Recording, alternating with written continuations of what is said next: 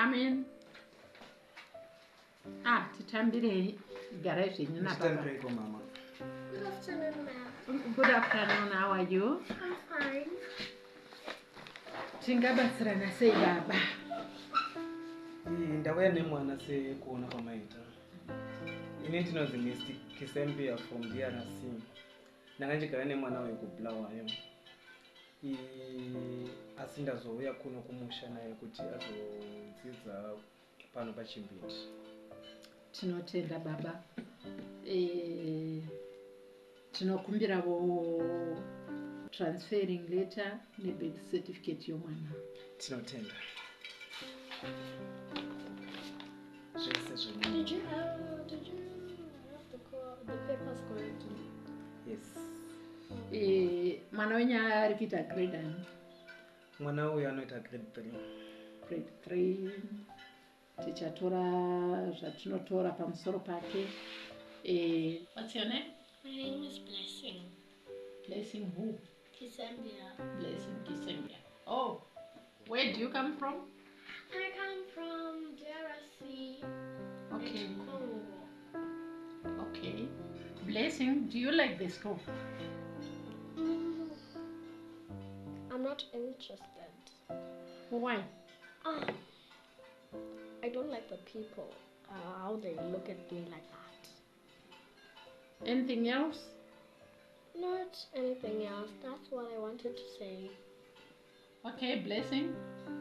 Yes. Because of fact, your father is right here at Chimbindi Primary. You will be learning here. How do you take it? I take it. I don't even know which time that we come at school. I don't Okay. even know. School starts at 7:30 in the morning. Okay. Anything else? Most of the things your teacher will tell you what is needed in your class, and then the teacher will advise you and your father on the things that are needed at the school. You like the school, you meet new friends here. Tachikumbira kuti mubhadhare fees. Tinotenda madam nemashoko akanaka kudai. Mwana tanga takadamubhadhara fees paaccount yenyu yechikoro. Aiwa, tinotenda. Makanga mapiwa account number. Account number tanga tadova nayo nechekare. Ndokumbira kuonawo bhengi zvese bank statement zvirimo mukati meenvelope. Aiwa, tinotenda mazvita enyu. Tinokutendai madam. Regai ndichimutora ndiende naye kuna ticha vake. Tinotenda kuti muchasara nemwana zvakanaka. So I will give you this paper and take you there. We have accepted you at Chimbindi Primary School. Okay. Now, Baba, tinoda kutendai. Zvizhinji muchazotsanangurirwa naticha zvinodikanwa muklasi, asi mwana tamuinroll. Ini ndaitamba mazvinzwa. Zero rangu ndichiri mudiki kudai. Ndikadai.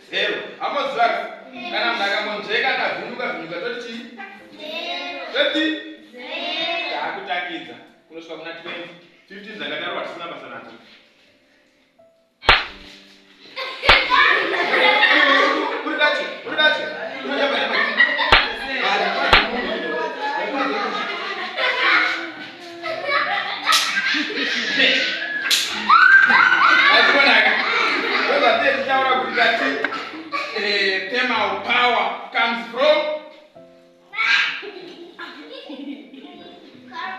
Good morning, ma'am. It seems it's now afternoon. Good afternoon, sir. Good afternoon.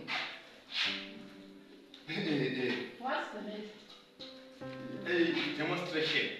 Demonstration. I was demonstrating power. No, nothing. Doing nothing. In your class, Okay, can you take the people to your class? Her name is Ksenia Blessing. She speaks English. English. Yeah. How are you? You're fine.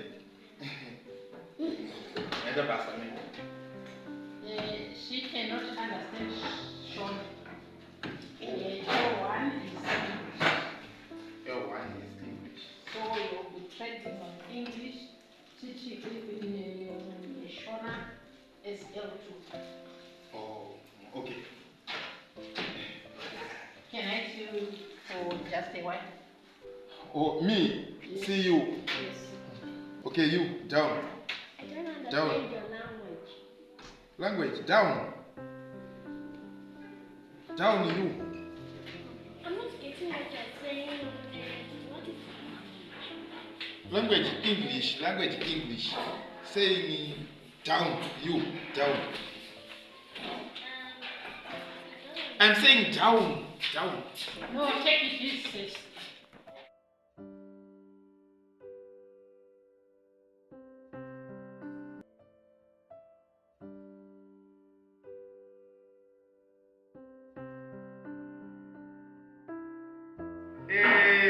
Ndati munhu wese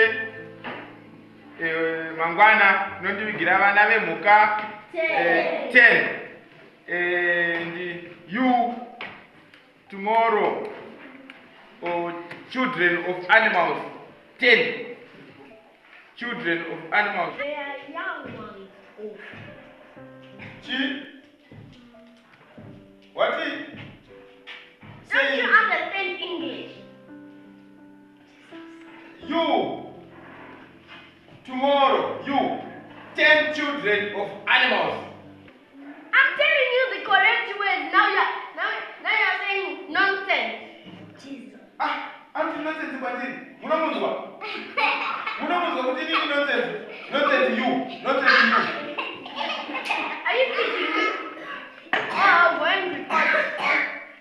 Iwe maripoti mnana wakati akuvhara. Maripoti eku. Ande. Vana vangu vemhuka mangwana. Handiti.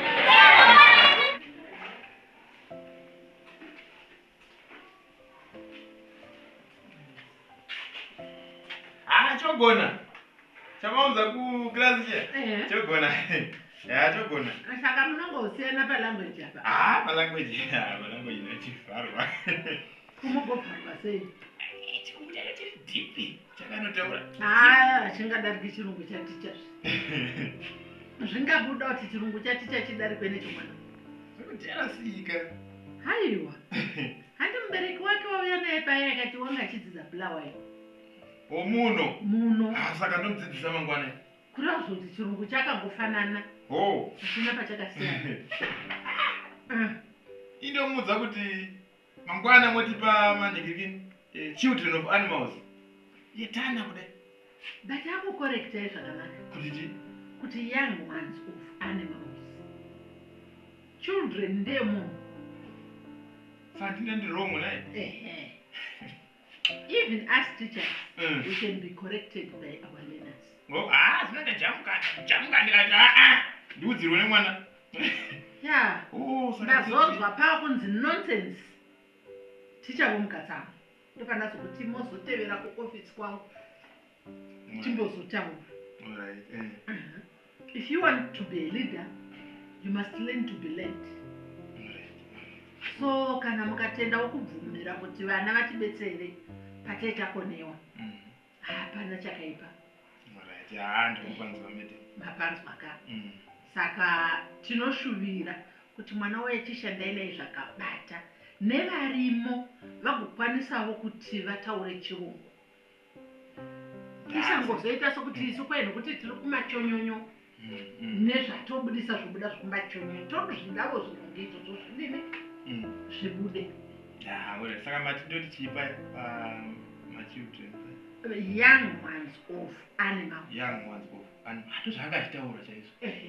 Saka ini handikangoita zvandivhara iko zvinongonitendera kwaunobvunza. Haya, hapana chakaipa.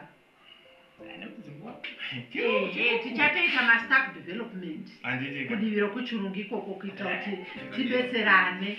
Kanosvisvina ka chete asi chinobuda nemhino kana kangotaura. Hai, ini ndinoshuvira kuti shandai nomwana iye zvakadini? Zvakanaka. Thank you. Maita basa venyu. Vana venyu vose chizamai kuvapa mareading words akawanda eEnglish. Namasentence aite masentence construction kuitira kuti vasumuke vabve paya pavavari paya. Votobatsirwawo neiyeyo. Votobatsirwawo vachienda kumberi. Ndikamuona iko zvinoratidza tenda kutoti kubatsirawo umwe wako. Hazvina kuipa. Zvinobuda. Alright, madam. Iko zvinondoyachibvunza. The girl is bright. I've seen her report. I've seen her books. She's a good girl. And she can speak English fluently. Even a report booklet shows that her marks are so good. Ndatokuvharai. Ndachiterera chirungu. Saka mochigadzirisa tichinda mberi.